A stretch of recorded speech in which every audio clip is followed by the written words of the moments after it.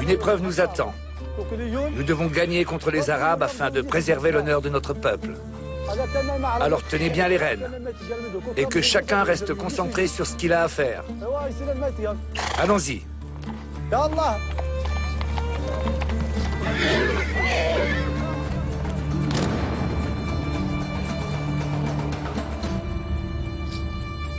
C'est l'heure de la répétition générale pour ces cavaliers. Ils pratiquent l'art de la fantasia, une tradition équestre d'inspiration guerrière qui passionne les Berbères du Maroc. Il y a plus de 1000 ans, leurs ancêtres s'élançaient déjà avec la même vigueur contre l'envahisseur arabe.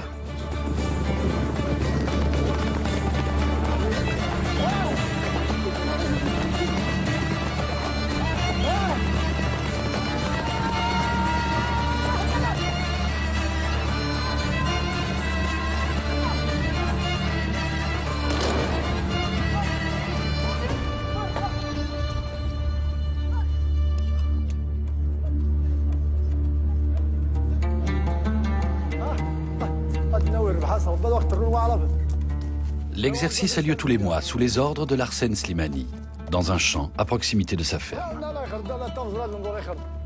Nous sommes au pied du Moyen Atlas, une région aride et montagneuse, pourtant cultivée depuis des millénaires.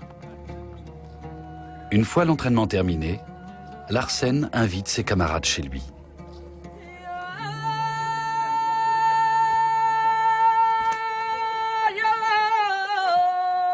Hicham, le doyen, entonne un hymne en l'honneur de cette démonstration équestre réussie et appelle à la victoire.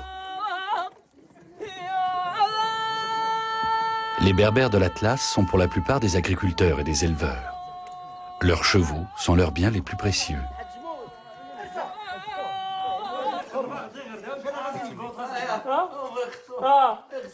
L'équipe de Larsen se compose essentiellement de membres de sa famille. Ils s'entraînent ensemble depuis de longues années.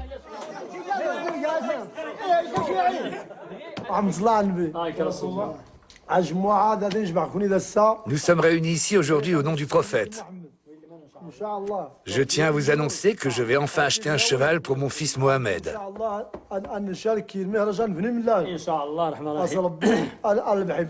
À l'avenir, il chevauchera à nos côtés et nous aidera à gagner tous ensemble la prochaine Fantasia.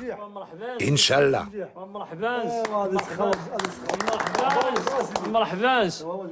Mohamed est le bienvenu parmi nous. Mais tu dois nous promettre que tu resteras notre meneur. Nous avons besoin de toi à notre tête.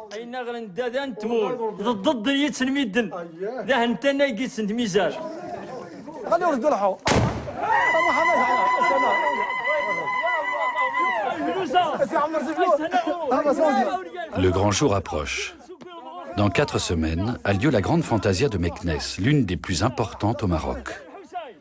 Elle commémore traditionnellement le jour de la naissance du prophète Mahomet et lui est dédiée. Pour les cavaliers, le simple fait d'y participer est déjà un honneur. À 18 ans, Mohamed fait désormais partie du cercle des hommes. Il compte bien suivre les traces de son père et peut-être même devenir un vrai professionnel de la fantasia.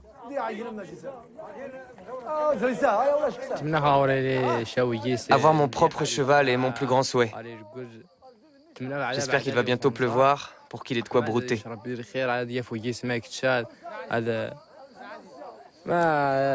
Quand j'aurai un cheval à moi, je pourrai être aux côtés de mon père dans toutes les fantasias.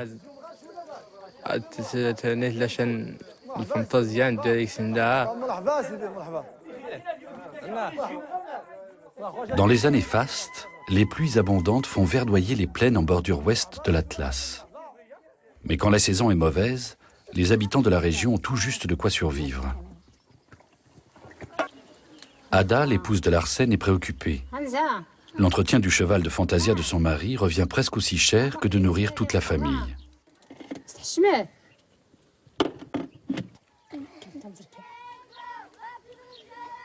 Voilà des semaines qu'il n'a pas plu dans cette vallée de la région de Khénifra. Les jeunes filles passent de ferme en ferme pour invoquer la pluie.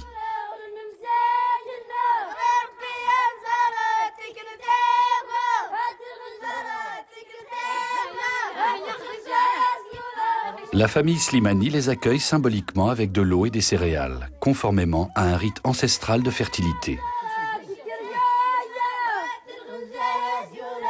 Si la sécheresse continue de s'installer, Larsen devra se séparer d'une partie de son cheptel. Mais pas question de revendre son cheval. Posséder un cheval, c'est aussi important que d'avoir des enfants. Dans les familles où il n'y a pas de cheval, il manque quelque chose d'essentiel. Quelque chose qui touche notre cœur profondément. Un bon cheval a plus de valeur qu'une voiture, même une voiture très chère. Quand on possède un animal noble comme celui-ci, on peut être fier de soi. On peut se dire qu'on a réussi dans la vie.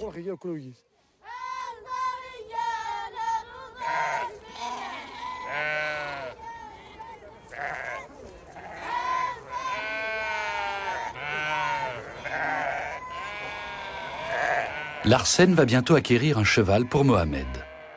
Car à la Fantasia de Meknès, chaque participant doit posséder sa propre monture, c'est l'usage. En vue de cet achat, le père et le fils déterminent le nombre de moutons et de chèvres qu'ils peuvent se permettre de vendre. Le meilleur moment pour la transaction serait après la pluie, le fourrage serait alors plus abondant. Mais même ainsi, le produit de la vente ne suffira pas à payer le cheval.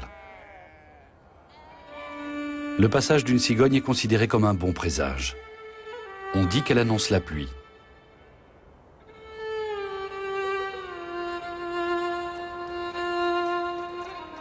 Larsen tient beaucoup à son étalon de Fantasia, qu'il monte fièrement. Mohamed, lui, doit encore se contenter de voyager à dos de mule. Ensemble, ils se rendent chez un marchand de chevaux de la région. Larsen connaît bien Sharif. Il sait qu'il trouvera chez lui une bonne monture de compétition pour Mohamed.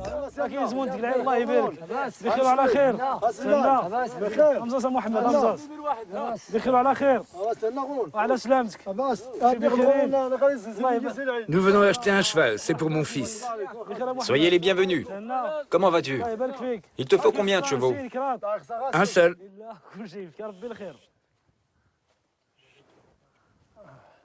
Je vous laisse regarder. Celui-ci m'a l'air bien. Oui. Où l'as-tu trouvé? À Beni Mellal? Oui, c'est ça. Au fil des siècles, les chevaux barbes, c'est-à-dire berbères, ont été croisés avec des chevaux arabes. C'est ainsi qu'est apparue la race arabe barbe, qui possède la robustesse du cheval berbère, mais aussi la rapidité et la puissance du cheval arabe. Les pur-sang barbes sont très rares de nos jours. Celui-ci a l'air encore jeune. Il a quel âge? 4 ans. 4 ans? Tu as tous ses papiers? Oui, bien sûr. On peut se mettre d'accord sur un prix. Dis quelque chose, Mohamed. Il te plaît, ce cheval? Oui, mais ses yeux sont bizarres. Et je n'aime pas tellement sa robe. Il faut qu'il te plaise vraiment.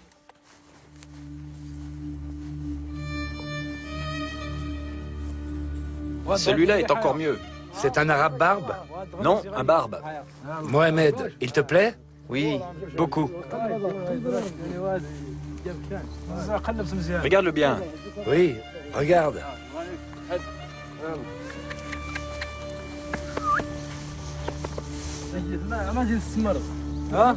Alors, il te plaît? Oui, Et tu crois que toi, tu plais à ce cheval? ça c'est sûr.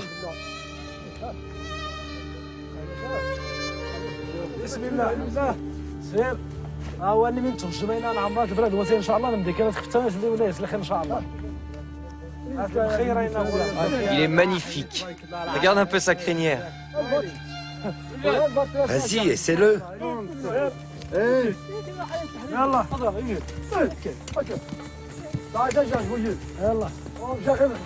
Tu nous feras un prix raisonnable.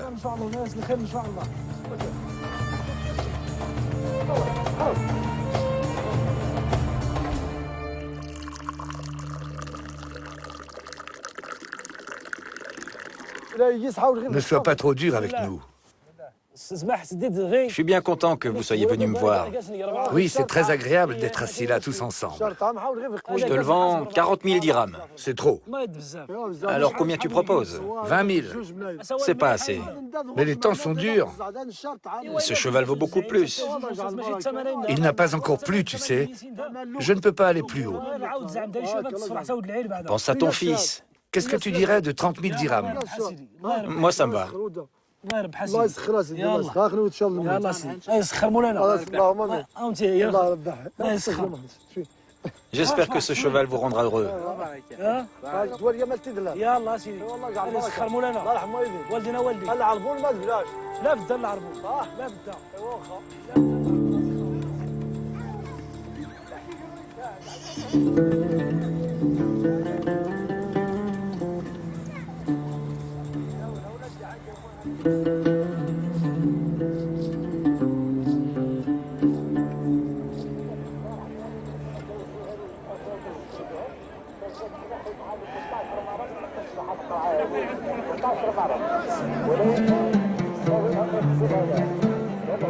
Tous les week-ends, Khénifra accueille un gigantesque marché aux bestiaux. On y trouve tout aussi bien des poussins que des chevaux de trait, des moutons ou des chèvres.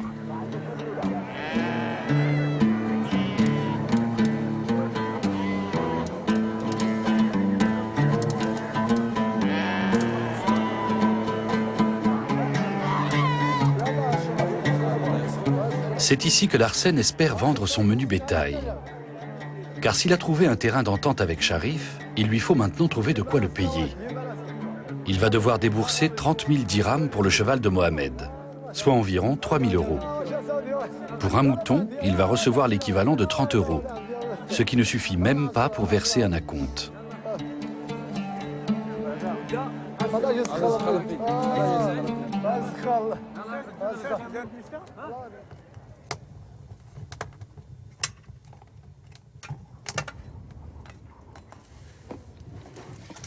La mère de Mohamed, Ada, a longtemps été contre l'achat d'un nouveau cheval. Ce n'est qu'au terme de longues discussions qu'elle a fini par donner son accord. Chez les Berbères, les femmes occupent une place importante dans la famille et sont consultées pour toute décision concernant le patrimoine familial. Traditionnellement, leur statut social est différent de celui qui est dévolu aux femmes arabes. Elles ne portent pas le voile, ne sont pas spoliées dans les droits de succession, peuvent demander le divorce et se remarier. Ces particularités datent de l'époque pré-islamique et perdurent encore aujourd'hui.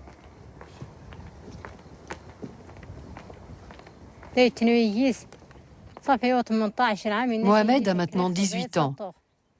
Il a le droit d'avoir son propre cheval. Je soutiens cette décision, même si nous allons devoir nous serrer un peu la ceinture. J'ai surtout peur que les récoltes soient mauvaises cette année, parce qu'il n'a pas encore plu. J'espère qu'Allah nous viendra en aide.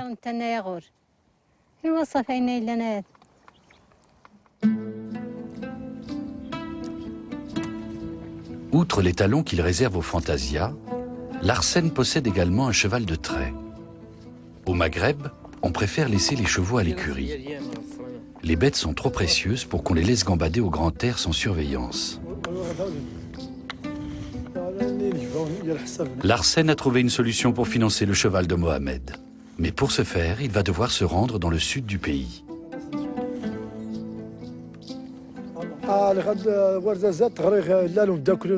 J'ai un ami à Ouarzazate. Il m'a proposé de me trouver un emploi de figurant dans les studios de cinéma. Il cherche des gens qui savent bien monter à cheval. Mon ami dit que ça paye bien. Et si ça ne suffit pas, il pourra me prêter de l'argent.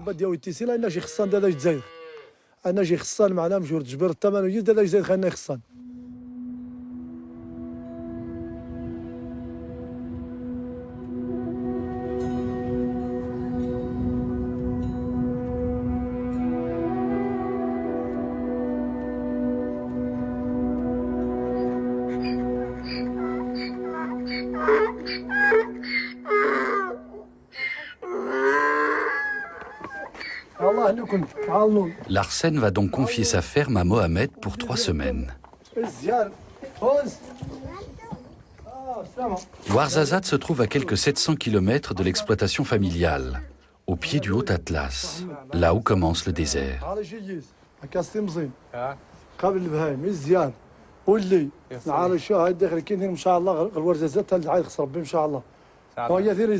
Larsen donne ses dernières recommandations à ses fils. Il leur confie la famille et les bêtes pendant son absence. C'est la première fois que Larsen part si loin de la maison.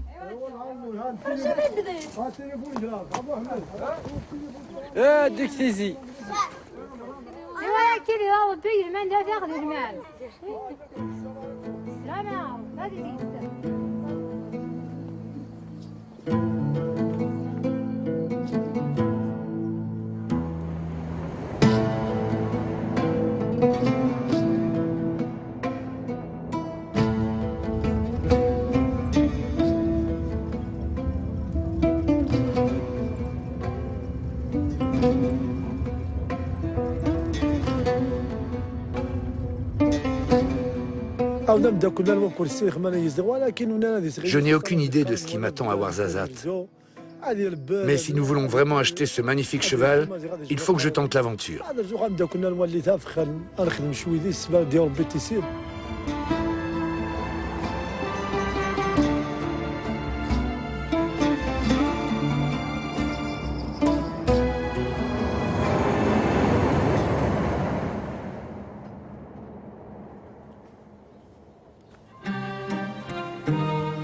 Après 2 jours de voyage dans la montagne, Larsen arrive à Ouarzazate.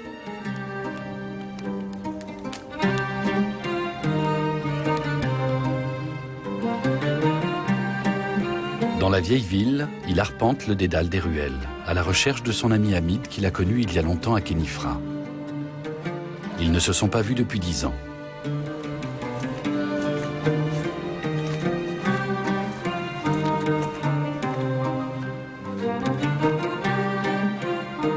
Hamid, tu es là? Ah, Larsen, comment vas-tu? Et toi alors? J'ai eu du mal à te trouver.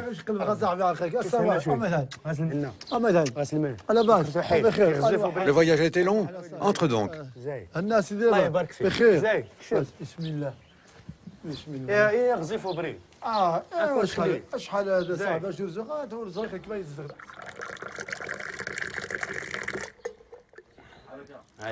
Tu as fait un long chemin. Oui, je suis épuisé.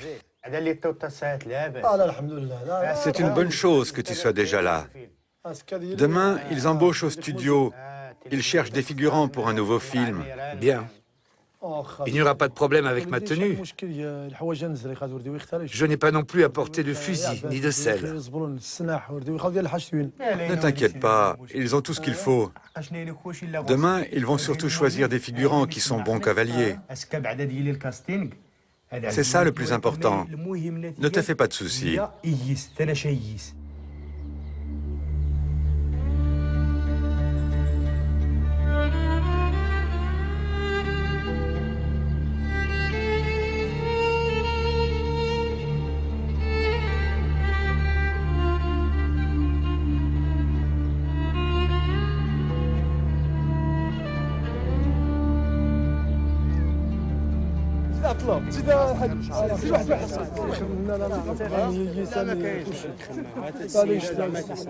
Larsen et Hamid prennent place dans la longue file des candidats qui aimeraient bien travailler pour les studios Atlas. Ceux qui seront retenus joueront des légionnaires, des esclaves, des bédouins ou des bandits dans des productions internationales.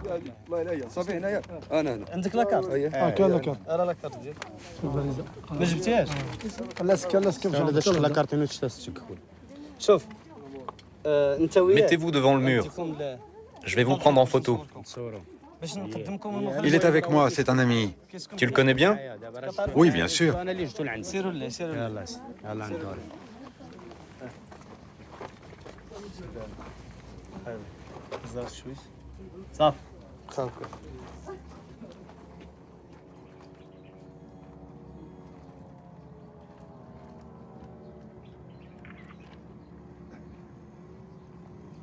Ce sera une belle photo.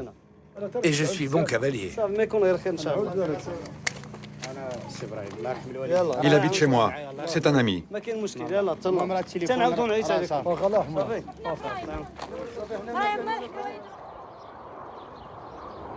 Vous êtes prêts? Action!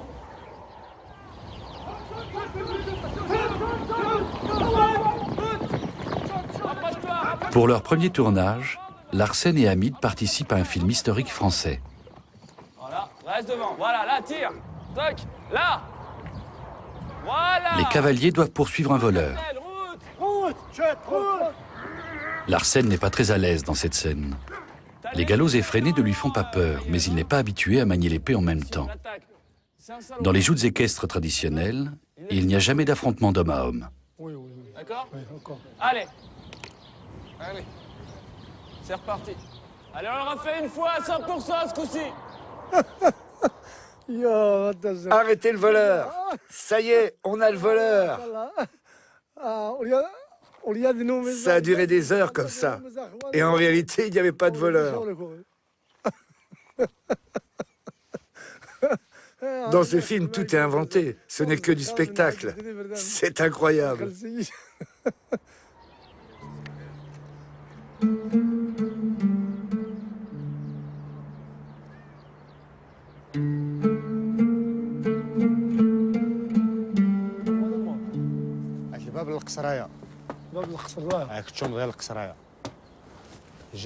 Le lendemain matin, Hamid fait découvrir à son ami les décors des studios. Larsen découvre l'arrière de ces décors de cinéma. Les constructions sont très légères, il s'agit surtout de façades. C'est bien fait. On peut monter? Surtout pas. C'est un temple très ancien. C'est un édifice tibétain. Les Tibétains sont un peuple de Chine. Le cinéma, c'est une grosse machine.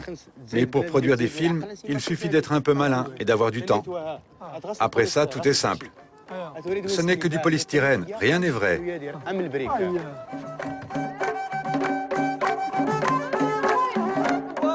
Les figurants occupent le temps en attendant la scène suivante.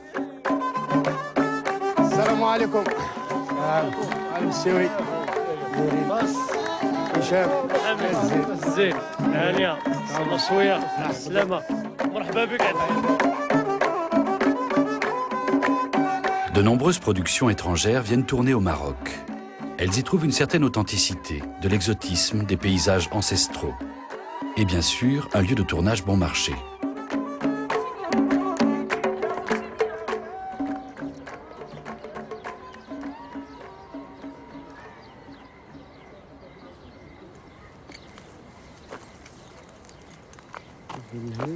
Voilà des heures que Larsen et les autres cavaliers attendent le tournage d'une scène de poursuite nocturne. Cette fois, ils doivent jouer des bandits masqués qui sèment la terreur et doivent faire sortir du pays 3 enfants innocents.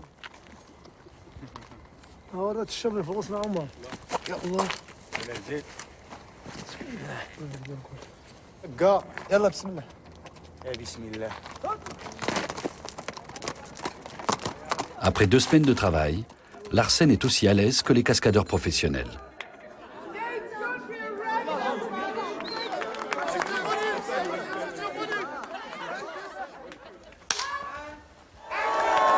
Ouarzazate mérite bien son surnom de Hollywood du désert.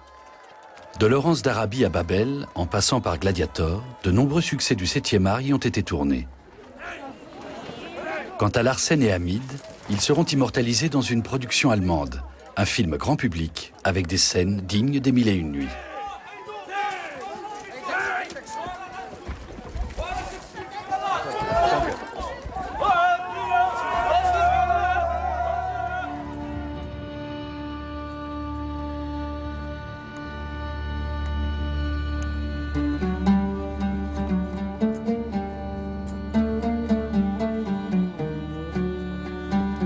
Retour dans le Moyen Atlas. Sur le cheval de son père, Mohamed s'entraîne à réaliser quelques figures de fantasia difficiles, comme le galop sur place ou le cabré.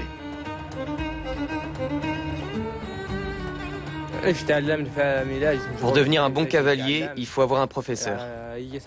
On ne peut pas se lancer à cheval comme ça. C'est bien trop compliqué. En ce qui me concerne, mon père m'a appris l'essentiel. Mais il faut attendre 2 ou 3 ans avant de pouvoir monter lors d'une compétition et de manier le fusil. Avant, on n'a pas suffisamment confiance en soi.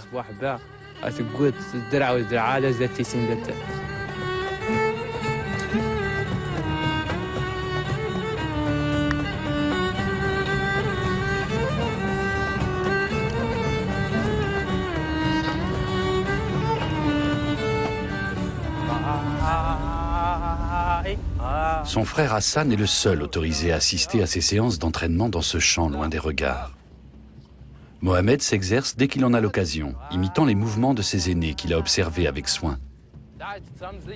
La plupart des figures de la fantasia sont issues de l'art de la guerre traditionnel. Autrefois, pour survivre, il était essentiel d'être un habile cavalier. Les Berbères transmettent leur art équestre au fil des générations.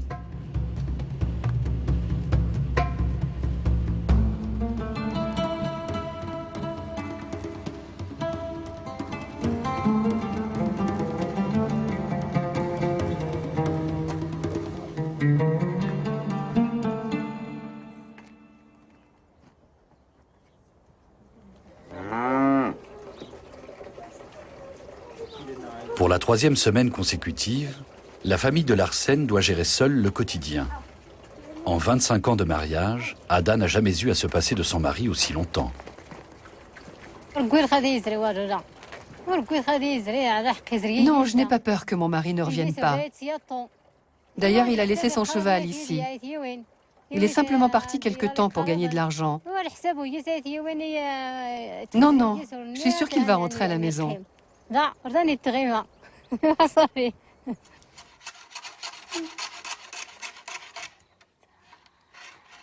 Les armes utilisées dans les fantasias sont de simples copies de fusils anciens, remplis de poudre.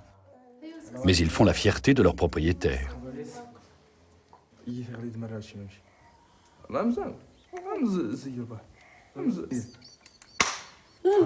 Mohamed a le droit de manier l'arme à sa guise, signe qu'il est désormais considéré comme un homme. S'il existe aujourd'hui des équipes de fantasia féminines dans beaucoup de villages, cette activité reste essentiellement une affaire d'hommes.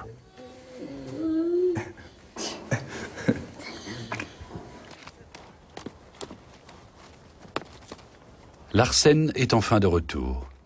Il tient fièrement par la bride l'étalon qu'il vient d'acquérir. Mohamed, ça va? Tiens, ce cheval est à toi maintenant.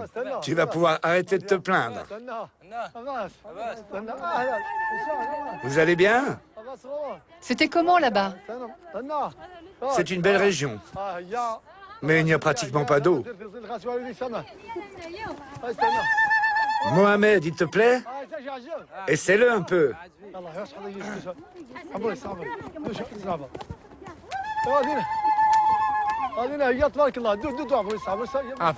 Je suis très content. J'ai vraiment beaucoup de chance. Mon rêve s'est réalisé. Mon père m'a acheté un cheval, rien que pour moi. Maintenant, on va pouvoir participer ensemble au tournoi. Pour moi, il n'y a rien de plus beau que de pouvoir chevaucher à ses côtés.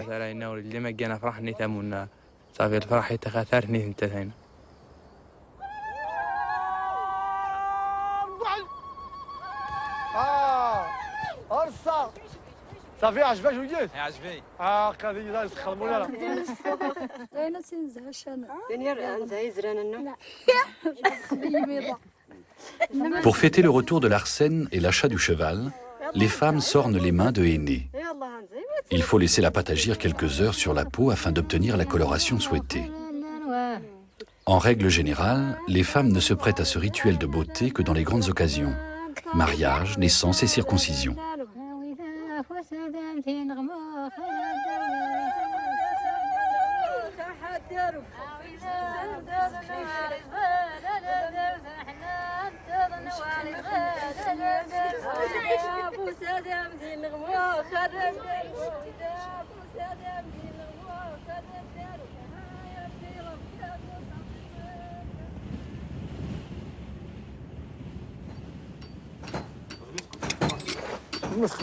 La fantasia a lieu dans quelques jours. Larsen et Mohamed font reférer leur monture, car c'est à cheval qu'ils vont parcourir la longue route qui mène à Meknès. تيقور شويه حفر اصفر من ديزل اللي قاس تكسي الكندان كارت غصب عليك صغير وسي هذا شويه ديال لا تنوغ مش ناس هذه السدان ان شاء الله اش كا محمد ديال اي لا الموت يزقوا على الواحد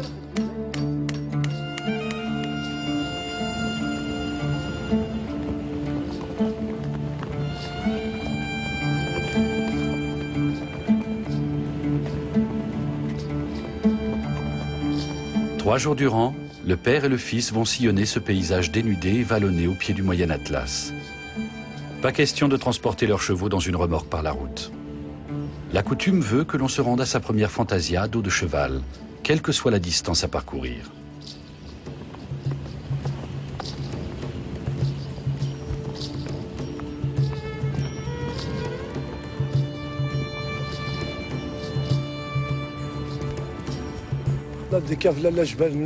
Nous passons par la montagne pour croiser le moins de personnes possible et nous préserver du mauvais œil. De plus, Mohamed doit se familiariser avec son cheval et vice-versa.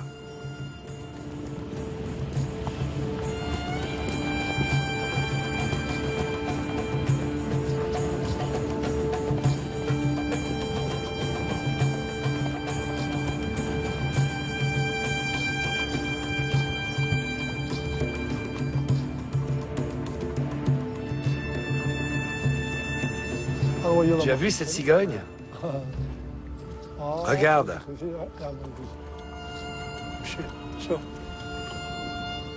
Elle vole bas. Il va bientôt pleuvoir. Oui, c'est sûr.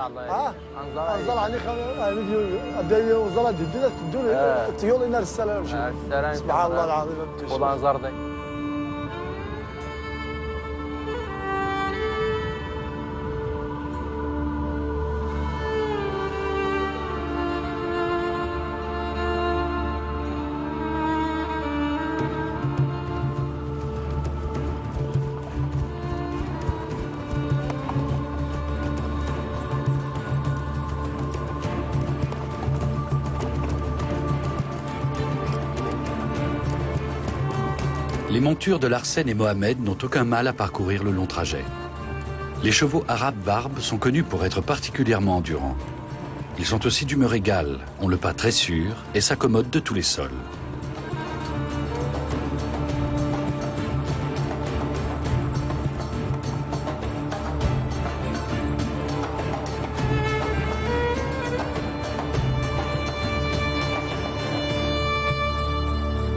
Au matin du 3e jour, ils atteignent enfin leur destination, l'ancienne cité royale de Meknès.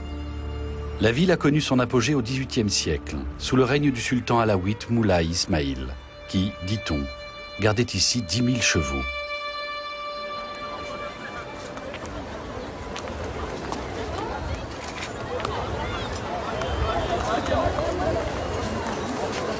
Mohamed doit encore trouver une djellaba, la tenue traditionnelle des Berbères. Lors des fantasias, l'allure extérieure des participants fait partie des éléments pris en compte. La selle, le caparasson, le raffinement du harnachement et bien sûr la tenue des cavaliers.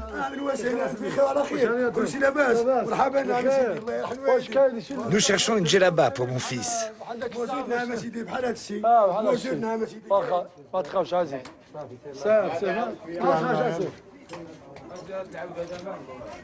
Alors, elle te plaît? Oui, elle est bien. Voilà, voilà, monsieur. Souris un peu. Elle coûte 30 dirhams. Tiens, et c'est ça. Ah, c'est de la bonne qualité. Ça ne va pas. Il lui faut un turban blanc comme le mien.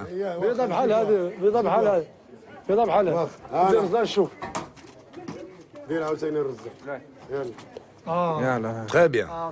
Maintenant, tu es un homme. Tu as une djellaba, un cheval et un fusil. Tu vas pouvoir t'en donner à cœur joie.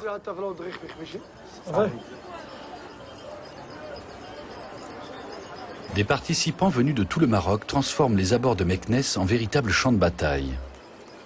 Le tournoi a lieu au pied des murs de la ville, construit autrefois par le sultan pour repousser les attaques des Berbères.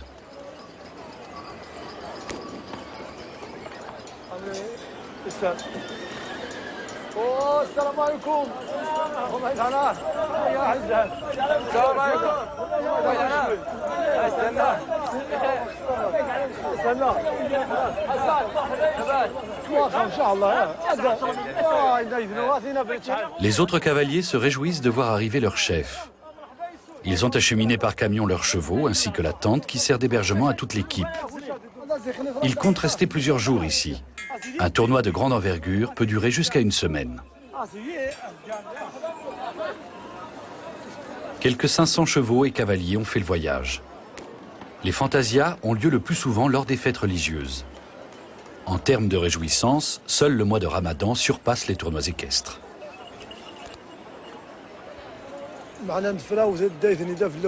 Une fantasia, c'est un peu comme une prière. Quand tu es à dos de cheval, tu oublies tous tes problèmes.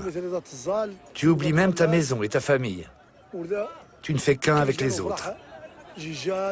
Tes coéquipiers sont comme des frères.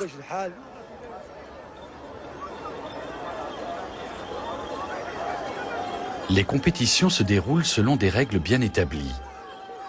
Chaque assaut se termine par une salve de tir. Pour marquer des points, tous les cavaliers de l'équipe doivent faire feu simultanément.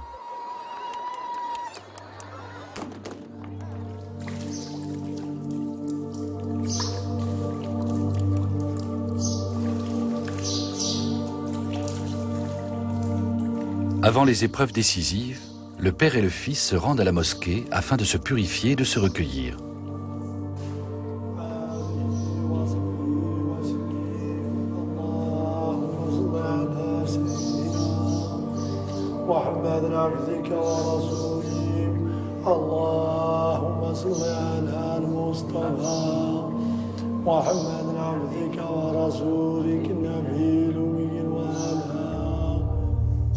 Dernier préparatif sous la tente.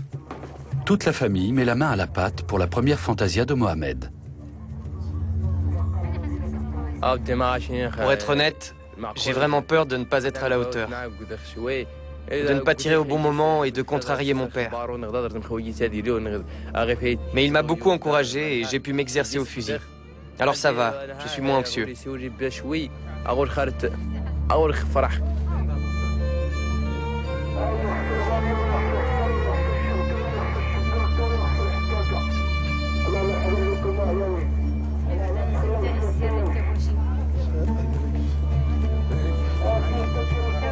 Chaque participant se prépare à sa manière à l'épreuve majeure du jour.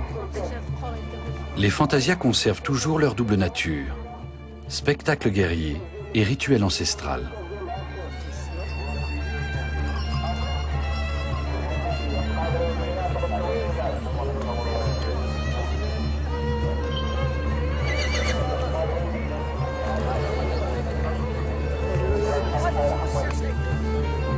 Les participants sont évalués sur leur aptitude à mener un assaut compact et déterminé, ainsi que sur leur talent de cavalier.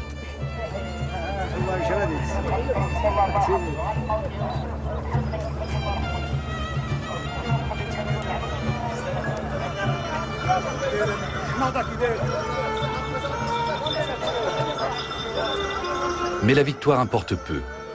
Ce qui compte, c'est de participer à ce grand spectacle. Et ce n'est pas pour la prime réservée aux vainqueurs que Larsen et ses hommes se sont inscrits au tournoi.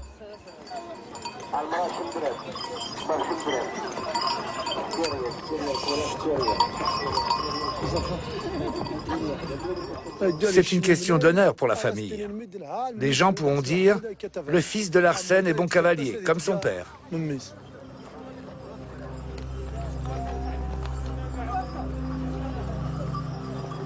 Tel un général en chef, Larsen prend la tête de ses troupes et donne ses dernières instructions. Les amis, les choses sérieuses vont commencer. Serrez bien la bride de votre monture. Veillez à rester aligné et ne ralentissez pas trop brutalement.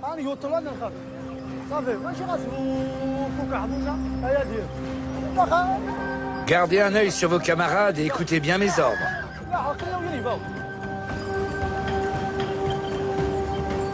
Pour les Berbères, ces fantasias sont une façon de perpétuer une tradition guerrière vieille de 2000 ans. Leurs lointains ancêtres traversèrent les Alpes avec Hannibal, puis s'opposèrent à l'envahisseur islamique, avant de conquérir l'Espagne aux côtés des Arabes.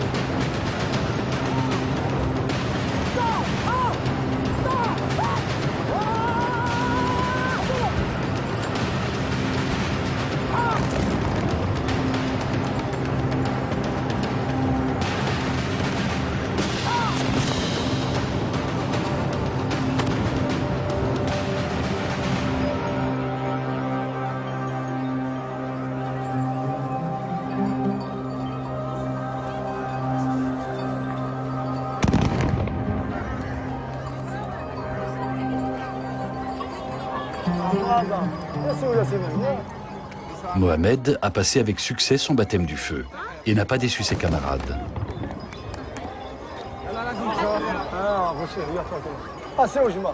Alors Hassan, tu veux monter à cheval toi aussi? Tu aimerais être aussi bon cavalier que ton frère? Et participer à une fantasia un jour?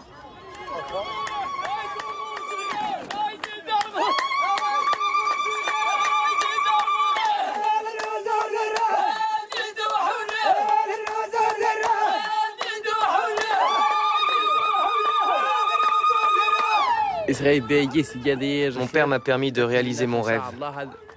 Je tiens à me montrer digne de sa confiance. Il faut qu'il puisse être fier de moi. Je ferai tout pour devenir un bon cavalier. Je vais aussi travailler d'arrache-pied pour qu'on puisse bientôt acheter un cheval à mon petit frère Hassan. J'espère qu'Allah nous viendra en aide et que la pluie sera abondante.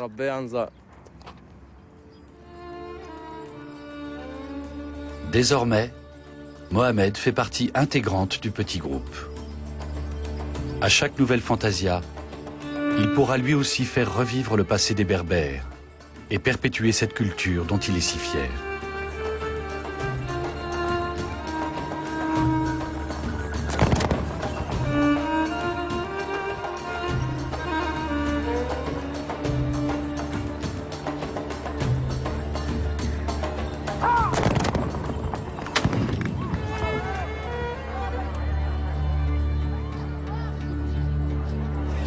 Demain, c'est en Argentine que nous entraînera l'amour des chevaux. Dans le milieu des gauchos, celui des riches joueurs de polo, et dans celui des cartoneros de Buenos Aires.